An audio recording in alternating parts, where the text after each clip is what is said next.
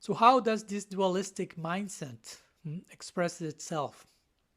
Let me share a brief quote from Richard Rohr that I was reading these days. I'm quoting him a lot since I'm reading some books from him these last weeks. So it's very interesting. He's saying the following regarding the dualistic mindset. Dualistic or divided people live in a split and fragmented world. They cannot accept or forgive certain parts of themselves. They cannot accept that God objectively dwells within them. This lack of forgiveness takes the form of a tortured mind, a closed heart, or an inability to live calmly and proudly inside your own body. The fragmented mind sees parts, not wholes, in itself and others, and invariably it creates antagonism, reaction, fear, and resistance. Here's the normal sequencing of the dualistic mind.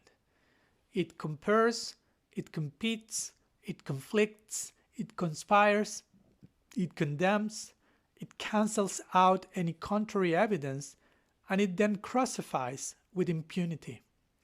We can call it the 7 C's of delusion and the source of most violence.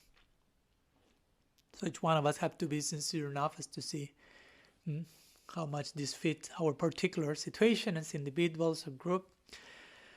But as you can imagine, we need a non-dual mind to continue as a Gaudiya, despite so many Gaudiyas misrepresenting their tradition in dualistic terms. And again, we may be one of them on some level or another. So we need to develop non-dualism even to deal with those misrepresentations, to be forgiving, to be reconciling, to still have hope.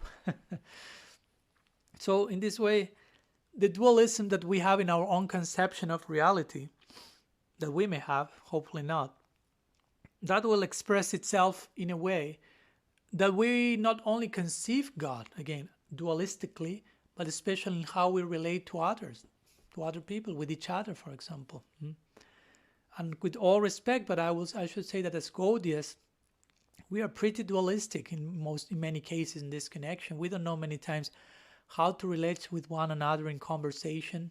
And therefore, so much childish conflict in our sampradaya. We are not able to talk with the person, but there's sometimes many prejudice. We don't take the time to be empathic with the other person, to hear the other person, to allow the other person's experience to inform our opinion of those people. And we rush into our own prejudiced idea of who they are, whatever. So again, part of that, I'm not saying this is only because of that, but one of the reasons could be that we may have a whole conception of reality that is dualistic, and we project that in our relationship to others. Even in our own theological conception, most of us are not taught to be non-dual. That might create the problem. If we are dual to the core in how we see God, if we are dual to a core in how we see reality, how we see God, then we want to speak of how we will relate with each other. That will follow that we will be in dualistic terms.